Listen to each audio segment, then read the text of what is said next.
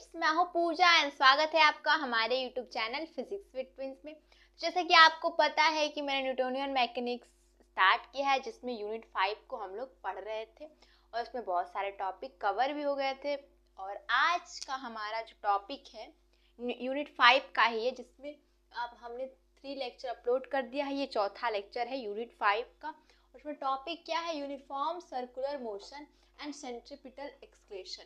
यानी कि हम समझेंगे कि यूनिफॉर्म सर्कुलर मोशन क्या होता है, सेंट्रीपिटल एक्सक्रेशन क्या होता है, और इसके लिए हम एक्सप्रेशन भी निकालेंगे और सेंट्रीपिटल फोर्स भी निकालेंगे। ठीक है, सबसे पहले समझ लेते हैं कि इसकी मीनिंग क्या होती है। यूनिफॉर्म सर्कुलर मोशन और सेंट्रीपिटल एक्सक्रेशन की मीनिंग क्या होती है, तो इसको हिंदी में लिख देते हैं। इसको लिखते हैं एक समान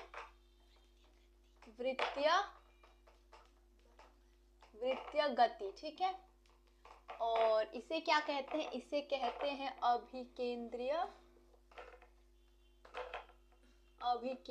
इसको कहेंगे त्वरण। ठीक है, अभिकेंद्रीय मतलब जो कि सेंटर की ओर लगता है। मान लीजिए कोई सर्कुलर पाथ है, तो उसके सेंटर की ओर जो त्वरण लगता है उसे ही कहेंगे अभिकेंद्रीय त्वरण। अभिकेंद्रीय मतलब क्या होता है?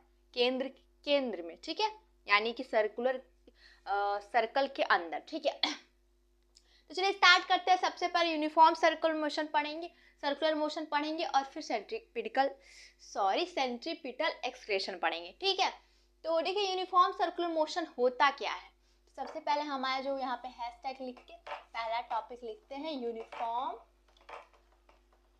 दिख रहा होगा, सर्कुलर मोशन क्या होता है। देखिए यहाँ नाम से ही आप समझ सकते हैं, सर्कुलर मोशन मतलब कि एक सर्कुलर पाथ पर कोई जो हमारा क्या कहते हैं, कोई भी जब पार्टिकल जब किसी सर्कुलर पाथ पर मोशन करेगा तो उसे क्या कहेंगे हम? Circular motion.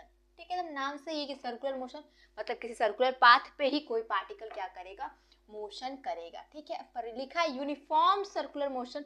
यूनिफॉर्म मतलब यही कि उसकी जो स्पीड होगी वो एक समान होगी, यानी कि स्पीड इस पॉइंट पे जो पार्टिकल का स्पीड होगा वो इस पॉइंट पे भी उस पार्टिकल का स्पीड उतना ही होगा, इस पॉइंट पे भी उस पार्टिकल का स्पीड उतना ही होगा, और इस पॉइंट पे भी इस पार्टिकल का स्पीड उतना ही होगा। यानी कि यूनिफॉर्म सर्कुलर मोशन में क्या होता है, एक पार्टिकल जो कि सर्कुलर पाथ पे क्या करता है? मूव करता है, यानी कि चलता है, और उसका जो स्पीड होता है वो हर जगह क्या होता है? एक समान होता है। स्पीड क्या होता है? एक समान होता है। ठीक है, स्पीड एक समान होता है। तो चलिए एक काम करते हैं, जो मैंने अभी लिखा उसको एक नोट्स के रूप में भी लिखते, कि नोट्स भी बहुत जरूरी है। ठीक है, बहुत ही सिंपल है। यूनिफॉर्म सर्कुलर मोशन, यूनिफॉर्म मतलब स्पीड हर जगह एक समान रहेगी, और सर्कुलर मोशन मतलब सर्कुलर पाथ पर कोई अगर पार्टिकल मूव करे तो चलिए लिखते हैं। मैंने जो बताया, व्हेन ए पार्टिकल, देखिए इसी का मैं यहाँ पे क्या लिख रही हूँ? डेफिनेशन लिख रही हूँ। ठीक है, when a particle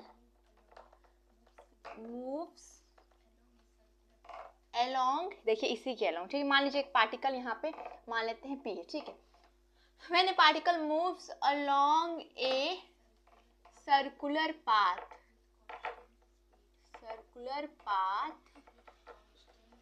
with constant speed,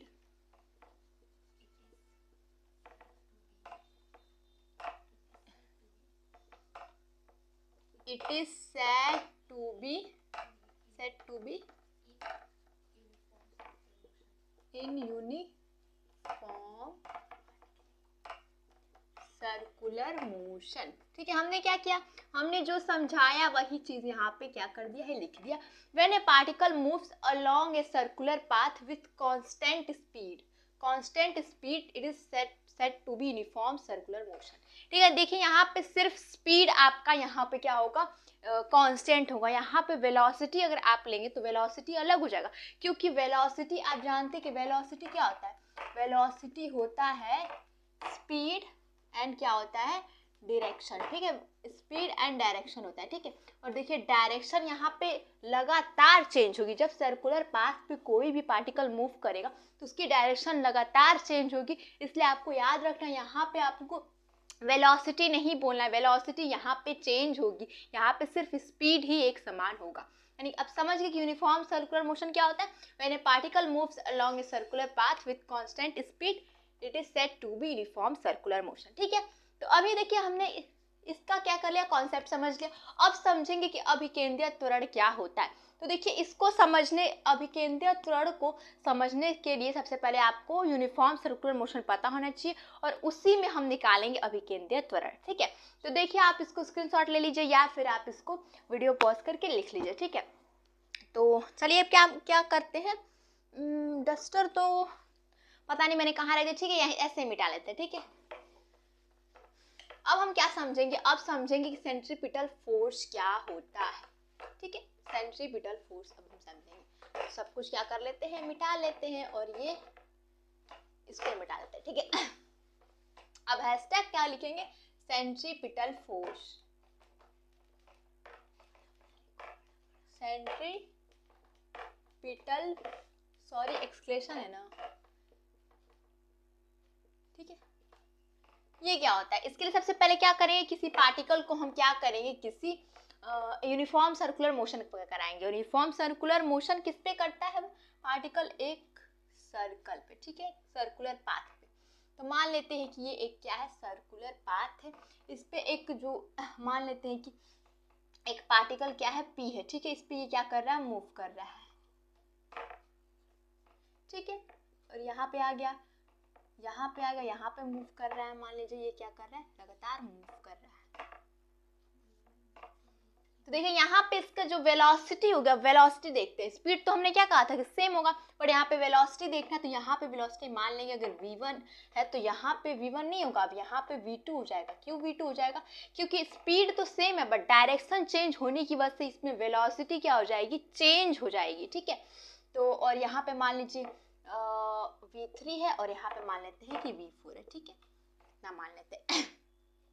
तो देखिए जब ये जो P है, जो P जो पार्टिकल है इस सर्कुलर मोशन, सॉरी इस सर्कुलर पाथ पे जब ये क्या करेगा, चारों ओर मोशन करेगा यानी कि मूव करेगा, तो इसकी वेलोसिटी देखिए हर पल इसकी वेलोसिटी क्या हो रही है, चेंज हो रही है। और जब वेलोसिटी चेंज होती है, जब वेलोसिटी बदलती है तो तब क्या होता है, एक्सक्लेशन उत्पन्न होता है।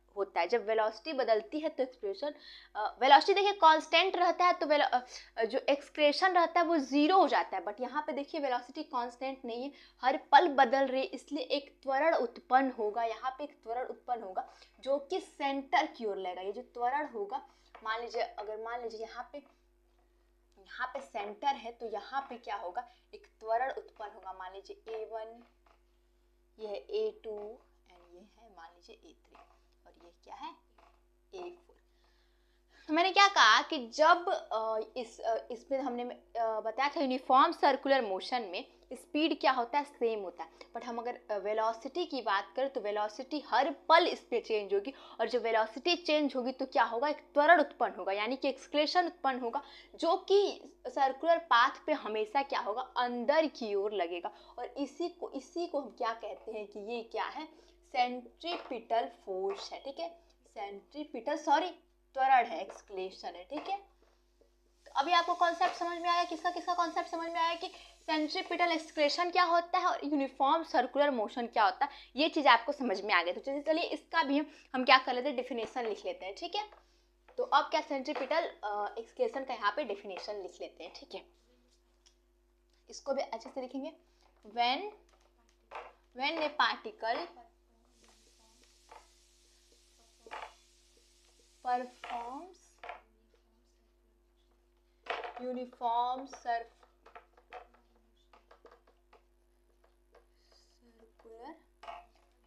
motion,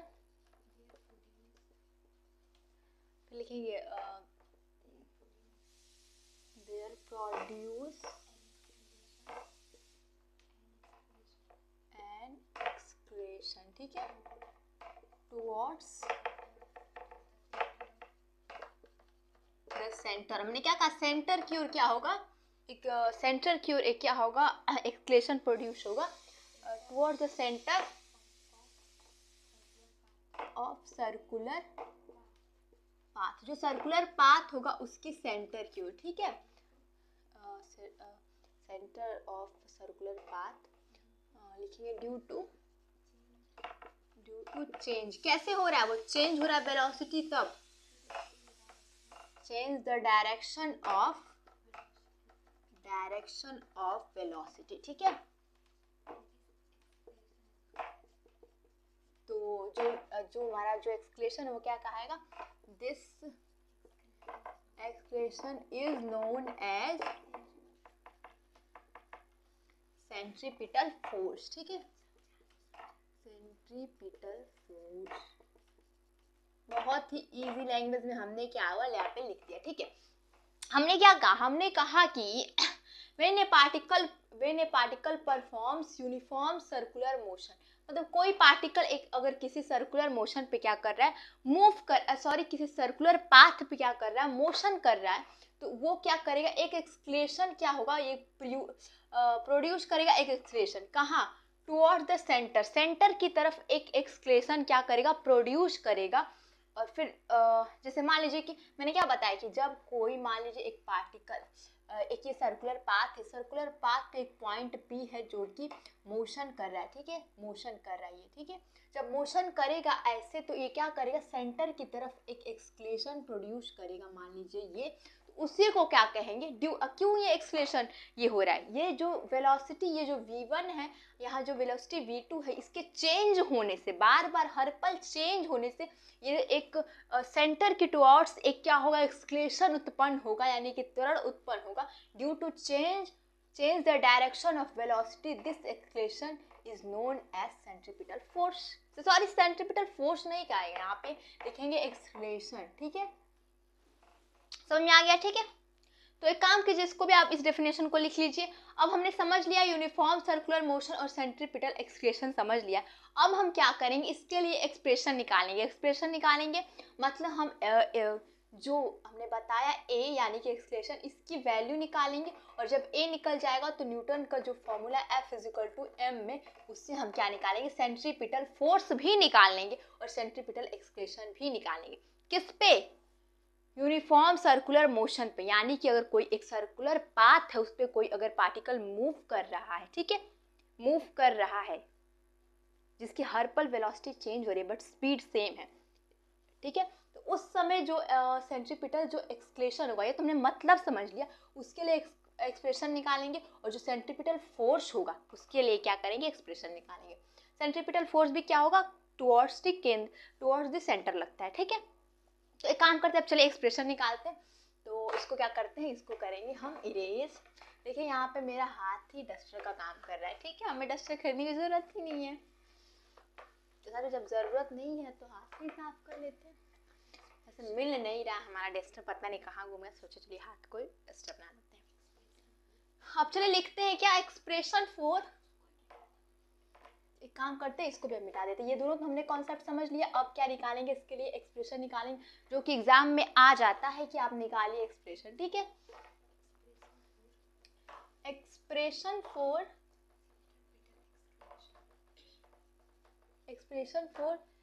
centripetal escalation in uniform, याद रखिए इसमें यूनिफॉर्म सर्कुलर पाथ होना चाहिए, यूनिफॉर्म सर्कुलर मोशन। ठीक है, देखिए यहाँ पे एक्सक्लेशन है, यहाँ पे लिख दीजिए फोर्स भी, हम फोर्स भी निकालेंगे, सेंट्रीपिटल फोर्स एंड एक्सक्लेशन दोनों निकालेंगे। ठीक है, तो चलिए स्टार्ट करते हैं। सबसे पहले हम क्या करेंगे, एक सर्कुलर पाथ बनाएंगे। तो चलिए थोड़ा छोटा सा यहाँ बनाएंगे, क्योंकि हमें यहाँ पे एक्सप्रेशन भी निकालना है। ठीक है, तो छोटा सा देखिए हमने क्या किया, यहाँ पे छोटा सा एक,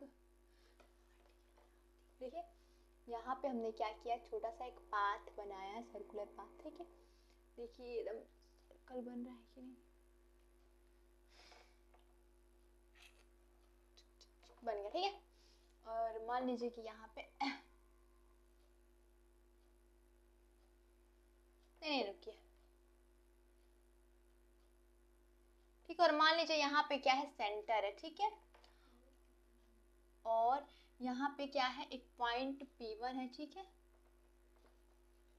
जो कि मोशन कर रहा है, इसकी वेलोसिटी क्या है, v1 है। ठीक है, और ये पॉइंट P1 है, ठीक है, और यहाँ पे मान लीजिए कि ये पॉइंट P2 है, ठीक है, और ये कुछ समय बाद ये पॉइंट P2 पर चला गया है ये पार्टिकल, ठीक है, और इस समय इसकी वेलोसिटी हो गई v2, क्योंकि वेलोसिटी तो हर पल चेंज होगी, क्योंकि स्पीड सेम है बट डायरेक्शन चेंज होने की वजह से इसकी वेलोसिटी क्या होगी, हर पल चेंज होगी। और ये मान लीजिए कि ये क्या है, हमने रेडियस बना दिया, ठीक है, तो ये मान लीजिए रेडियस r है, और मान लीजिए इसमें एंगल क्या है, थीटा है, और ये जो हमारा डिस्टेंस कवर हो रहा है ये मान लेते हैं कि डेल्टा एस है। दिख रहा होगा आपको, नहीं दिख रहा तो मैं समझा रही हूँ। देखिए ये एक सर्कुलर पाथ बनाया हमने और उसमें माना है कि एक जो यहाँ पे एक पार्टिकल P1 है, ठीक है, जिसकी वेलोसिटी V1 है, ठीक है, एक टाइम पर, और ये थोड़े समय बाद मान लीजिए डेल्टा टी समय बाद ये डेल्टा एस डिस्टेंस कवर करके पॉइंट P2 पर पहुंचता है, ठीक है। देखिए यहाँ पे P2 क्या हो गया, थोड़ा सा देखिए यहाँ पे मान लीजिए कि ये पॉइंट P2 है, ठीक है, ये पॉइंट P2 है, डेल्टा एस डिस्टेंस, ये डेल्टा एस है, डेल्टा एस डिस्टेंस कवर करने डेल्टा टी समय बाद डेल्टा एस डिस्टेंस कवर करके ये पॉइंट, ये जो पार्टिकल है पॉइंट P2 पर पहुंच गया, और उस टाइम उसकी वेलोसिटी क्या है, V2 है, ठीक है, इतना हमने माना है। और ये तो आप जान सकते हैं, दिख रहा है कि ये क्या है, रेडियस है उसकी, और ये क्या है, एंगल थीटा है, ठीक है, तो हमने आई होप सब कुछ मान लिया, ठीक है। अब हम क्या करेंगे, देखिए एक्सप्रेशन निकालने के लिए एक और चीज हमें करना पड़ेगा, ठीक है, तो क्या करते हैं, जैसे ये कंडीशन दिया हुआ वैसे लिखते हैं। सबसे पहले हमने क्या किया है, ये इसको ऐसे ही क्या कर रहे हैं, ये जो हमने निकाला है V1 उसको ऐसे लिख दे रहे हैं, ठीक है। अब मैं बताऊंगी मैं ये चीज क्यों कर रही हूँ, ठीक है। और ये जो है हम जानते हैं कि हमने आपने अगर वेक्टर अलजेब्रा पढ़ा है तो आपको वेक्टर का ये चीज तो बिल्कुल पता होगा, और होप आप जरूर पढ़े होंगे। अगर आप नहीं पढ़े तो जल्दी से जाके देख लीजिए, डिस्क्रिप्शन बॉक्स में सारे लेक्चर अपलोड है। सबसे पहले क्या करते हैं, वेक्टर को हम लिख सकते हैं, ऐसे वेक्टर कोई है, ऐसे वेक्टर कोई है, तो इन दोनों को हम क्या कर सकते हैं, अपन आपस में ज्वाइन कर सकते हैं, बस जो उसकी डायरेक्शन है वो चेंज नहीं होना चाहिए। जैसे देखिए ये वाला वेक्टर हमने लिख दिया, और ये जो वेक्टर V2 है इसको हम क्या उठा के यहाँ पे ऐसे लिख दिया, देखिए बस डायरेक्शन नहीं चेंज होना चाहिए। यहाँ पे हमने क्या लिख दिया, V2, ठीक है, ये लिख दिया। और देखिए इन दोनों पे ये दोनों R के बीच एंगल क्या है, थीटा है, ठीक है, एंगल थीटा है, और इसके बीच अब एंगल निकालेंगे, तो कैसे निकालेंगे, देखिए यहाँ पे V2 दिख रहा है ना, या V2 लिख देते हैं। देखिए इन दोनों के बीच एंगल थीटा, और हम जानते हैं कि दो चीज है कोई, ठीक है, दो लाइन है, उन दोनों के बीच अगर एंगल थीटा होता है तो उस पे जो परपेंडिकुलर लाइन होती है उन दोनों के बीच में एंगल थीटा ही हो जाता है। यानी कि दो लाइन है उस पे अगर दोनों अपने आप में थीटा एंगल बना रही है तो उन दोनों पे जो परपेंडिकुलर होगा, यानी कि इस वाली लाइन पे और इस वाली लाइन पे, वो दोनों परपेंडिकुलर भी आपस में सेम एंगल बनाते हैं। और ये दोनों आप जानते हैं कि V1 R पे परपेंडिकुलर है, और V2 भी इस R पे परपेंडिकुलर है, तो इन दोनों के बीच एंगल क्या हो जाएगा, थीटा हो जाएगा, ठीक है। इतना आपने कॉन्सेप्ट समझ लिया। और ये V1 है एंड ये V2 है, तो ये क्या हो जाएगा, डेल्टा V, ये हो जाएगा डेल्टा V। ये क्या है, ये चेंज ऑफ वेलोसिटी है, ठीक है। वेलोसिटी देखिए V1 से V2 वेलोसिटी चेंज हो रही है, तो इतना चेंज हुआ, तो इसलिए इसे कहेंगे डेल्टा V, ठीक है, ठीक है। और अब आप जानते हैं कि वेलोसिटी यहाँ पे अलग है, वेलोसिटी क्यों यहाँ पे V1 V2 है, स्पीड सेम है, वेलोसिटी अलग है ड्यू टू डायरेक्शन, क्योंकि यहाँ पे डायरेक्शन चेंज हो रहा है। यानी कि आप कह सकते हैं V1 का मॉड ले लें और V2 का मॉड ले लें तो दोनों आपस में सेम हो जाएगा। क्यों, ये आपको समझाने की हमें ज़रूरत नहीं पड़नी चाहिए, क्योंकि इन दोनों को हम जानते हैं कि सिर्फ डायरेक्शन अलग है, ये दोनों का स्पीड सेम है, और ऐसे निकालेंगे तो स्पीड निकल जाएगी, तो यहाँ पे इसको मैं V लिख सकती हूँ, ठीक है, V1 V2 की जगह। अब क्या करेंगे, एक्सप्रेशन निकालने के लिए सबसे पहले क्या करेंगे कि इन दोनों से मिला के हम क्या करेंगे, एक इक्वेशन निकाल देंगे जिसमें एक्सप्रेशन आए और एक्सप्रेशन हम निकाल देंगे। तो सबसे पहले क्या कुछ लिख लेते हैं, ठीक है, ठीक है। सबसे पहले पार्टिकल हमने लिया, let a particle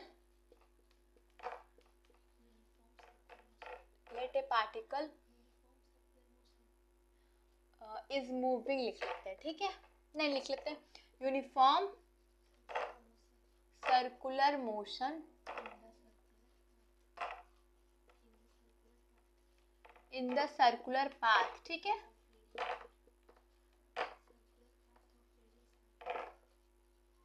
path of radius are, ठीक है।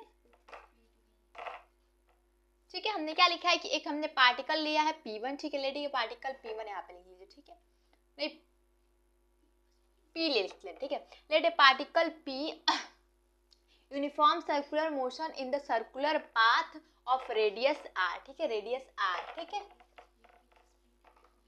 With speed v, with speed v।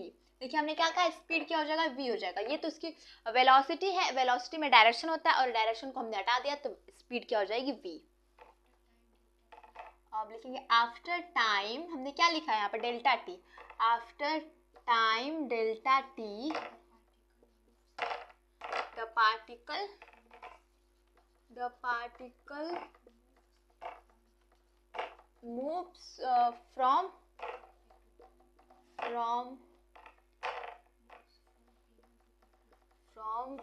P1 to P2, ठीक है, P1 to P2 with constant, हो जाएगा कांस्टेंट, नहीं, यहाँ पे लिखेंगे विथ कवरिंग, यहाँ पे ds डिस्टेंस या क्या कर रहा है, कवर कर रहा है, ds नहीं, हमने यहाँ पे डेल्टा माना, ठीक है, डेल्टा s बहुत छोटे चीज को कहते हैं, डेल्टा s डिस्टेंस, ठीक है, क्या लिखा है, डेल्टा s, उसके बाद क्या लिखेंगे, अभी the velocity of point P1 is क्या है, V1 है, and the velocity at point P2 is क्या है, V2, ठीक है। तो मैंने क्या लिखा है, देखिए मैंने जो यहाँ फिगर बनाया उसी को यहाँ पे लिखा है, लेट ए पार्टिकल P, मान लीजिए पार्टिकल, हमने पार्टिकल का नाम P रख दिया है, ठीक है, let a particle P uniform circular motion in the circular path, यहाँ पे लिख दीजिए, यहाँ पे लिख दिए, देखिए यहाँ पे कुछ, यहाँ पे छोटा सा लग रहा है, इज मूविंग लिख दिए, ठीक है, let a particle P is moving uniform circular motion, मतलब एक जो पार्टिकल P है, एक पार्टिकल P है, ठीक है, ये मूव कर रहा है यूनिफॉर्म सर्कुलर मोशन पे, यानी कि एक मान लीजिए कि यहाँ पे एक पार्टिकल P है जो कि यूनिफॉर्म सर्कुलर मोशन कर रहा है, ठीक है, सर्कुलर पाथ पे, ऑफ रेडियस r, जिसकी रेडियस क्या है, r है, of radius r with speed v, speed यहाँ पे हमने पहले ही मान लिया, यहाँ पे देखिए वेलोसिटी तो v1 एंड v2 है, और जब वेलोसिटी में क्या होता है, स्पीड प्लस डायरेक्शन भी होता है, और यहाँ पे देखिए हमने डायरेक्शन को मॉड करके हटा दिया तो ये हो जाएगा स्पीड, तो मैंने क्या लिखा, विथ स्पीड क्या है, v, after time delta T, मतलब डेल्टा टी समय बाद द पार्टिकल मूव्स फ्रॉम, मतलब डेल्टा टी समय बाद जो ये पार्टिकल P है वो P1 से लेके P2 तक जा रही है और डिस्टेंस कितना कवर कर रही है, डेल्टा s। तो वही मैंने लिखा है कि after time delta t the particle moves from P1 to P2 with covering distance ds लिख देंगे, ठीक है। The velocity of point P1 पर जो वेलोसिटी है वो क्या है, v1 है, and the velocity at point P2, और पॉइंट P2 पर वेलोसिटी क्या है, v2 है। कुछ नहीं किया है हमने, सिर्फ सिंपल में जो हमने फिगर बनाया है वो यहाँ पे क्या कर दिया, हमने लिख दिया, ठीक है। अगर आपने स्क्रीनशॉट लेना है तो स्क्रीनशॉट ले लीजिए या फिर वीडियो पॉज करके आप लिख लीजिए और नोट्स बना लीजिए, ठीक है। अब देखिए इतना हमने इतना लिख लेना है, उसके बाद हम क्या करेंगे, इसके लिए एक्सप्रेशन निकालेंगे। तो एक काम करते हैं, इसको कर लेते हैं इरेज, ठीक है। अब क्या करना है, अब हम लेंगे सबसे पहले, देखिए हमें एक्सप्रेशन निकालने के लिए थोड़ा सा याद कर लीजिए आप लोग को क्या करना पड़ेगा। देखिए हम याद कर लेंगे, यही हमें करना पड़ेगा कि इस जो ये ट्रायंगल है और इस ट्रायंगल से हम क्या करेंगे, एक इक्वेशन निकाल देंगे दोनों को कंपेयर करके, क्योंकि हम जानते हैं कि ये दोनों ट्रायंगल क्या है, आपस में सिमिलर है, समरूप है, ठीक है, ये दोनों सिमिलर है, तो इसलिए जो जो इसके लिए एक्सप्रेशन होगा वो इसके लिए भी होगा, तो जो कंडीशन इसमें फुलफिल होगी वो कंडीशन इसमें भी फुलफिल होगी, क्योंकि दोनों क्या है, ट्राइंगल सेम है। तो उसी से क्या हम एक इक्वेशन निकालेंगे और उस इक्वेशन से हमारा क्या निकल जाएगा, सेंट्रीपिटल एक्सप्रेशन निकल जाएगा, और एक्सप्रेशन निकल जाएगा तो फिर हम क्या निकालेंगे, सेंट्रीपिटल फोर्स निकाल देंगे। ठीक है, तो सबसे पहले क्या करेंगे, हम ट्राइंगल देखेंगे, मान लीजिए यहाँ पे ओ, ठीक है, triangle, in triangle O P1 P2, in triangle O P1 P2, देखिए ये दोनों ट्राइंगल सेम है। तो देखिए सबसे पहले एक चीज समझ लेते हैं कि क्या हम जानते हैं कि एंगल इज इक्वल टू क्या होता है, एंगल इज इक्वल टू होता है आर्क अपान रेडियस। ठीक है, ये तो आप मैथमेटिकल में बहुत पहले ही पढ़े होंगे। ठीक है, तो इसी का हम क्या करेंगे, यहाँ पे यूज करेंगे। इस ट्राइंगल में देखिए एंगल क्या है, एंगल थीटा है, दोनों में एंगल थीटा है, तो दोनों में एंगल थीटा है तो लिखेंगे थीटा इज इक्वल टू, लिखेंगे आर्क अपान रेडियस। ठीक है, तो इस वाले हम त्रिभुज में देख रहे हैं, तो यहाँ पे इसका आर्क क्या है, ये ds क्या है, आर्क है। ठीक है, तो सबसे पहले P1 P2 लिख देते हैं, P1 and P2 upon radius क्या है, r है। ठीक है, तो इसको भी अभी OP1 ही लिख दीजिए, OP1। ठीक है, अब यहाँ हमने लिख दिया। अब क्या करेंगे, यहाँ पे लिखते हैं इन ट्राइंगल, अब ये वाला ट्राइंगल लेंगे, दोनों सेम है। यहाँ पर मान लीजिए C है, ठीक है, C, और यहाँ पे मान लीजिए यहाँ पे Q1 है और यहाँ पे Q2 है। ठीक है, in triangle C Q1 Q2 हम जानते हैं कि theta is equal to angle is equal to, इसमें भी आर्क अपान रेडियस होगा। अगर ये रेडियस मान लेंगे तो ये एक आर्क बन जाएगा। इसको लेके अगर आप बनाएंगे क्या, सर्कल बनाएंगे, तो ये जो डेल्टा V है वो क्या हो जाएगा, आर्क हो जाएगा। तो इसको भी अभी Q1 Q2 ही रह देते हैं, और रेडियस क्या है यहाँ पे, ये वाला चीज है, तो यहाँ पे हो जाएगा C Q2 और आप C Q1 भी लिख सकते हैं। ठीक है, अब क्या करेंगे, देखिए इसमें थीटा दोनों में इक्वल है, तो ये आपस में ये दोनों भी क्या हो जाएगा, इक्वल हो जाएगा। तो ऐसे कर सकते हैं, P1 P2 upon OP1 is equal to हो जाएगा Q1 Q2 अपान C Q2 और C Q1, यहाँ पे कुछ भी लिख सकते हैं। तो काम करते हैं, छोटा छोटा लिखना चाहिए था ना, कोई बात नहीं।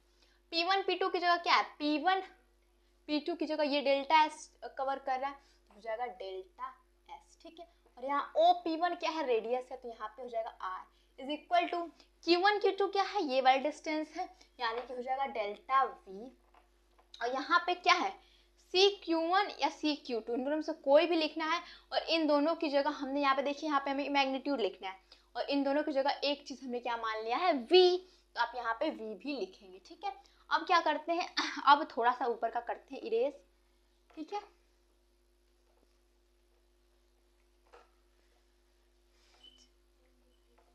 ठीक है, अब क्या करेंगे, दोनों साइड हम कुछ डिवाइड करेंगे। क्या डिवाइड करेंगे, हमें देखिए एक्सक्लेशन लाना है, एक्सक्लेशन कैसे आएगा, यहाँ पे डेल्टा V यानी कि चेंज ऑफ वेलोसिटी है, और rate of change of velocity क्या होता है, एक्सक्लेशन होता है। तो अब हमें क्या करना होगा, दिमाग आप यहाँ पे लगा सकते हैं कि आप डेल्टा T से दोनों साइड अगर हमने डिवाइड कर दिया तो हमें एक्सक्लेशन थोड़ा आराम से मिल सकता है।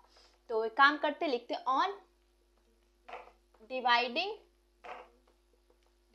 By delta T both side. ठीक है, एक साइड तो हम कर नहीं सकते, तो यहाँ पे करेंगे तो हो जाएगा डेल्टा S अपान डेल्टा T इंटू 1 अपान R। हमने क्या किया, डेल्टा S में डेल्टा T से भाग दे दिया और 1 अपान R यहाँ पे इंटू में लिख दिया, और यहाँ हो जाएगा डेल्टा V अपान डेल्टा T इंटू 1 अपान V। ठीक है, इतना हमने कर दिया। अब क्या करें कि हम जानते हैं कि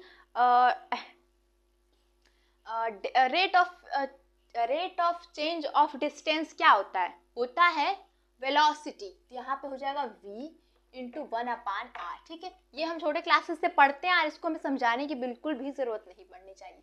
और अब जानते हैं rate of change in velocity क्या हो जाता है, एक्सक्लेशन हो जाता है, तो ये हो जाएगा escalation and into 1 upon V।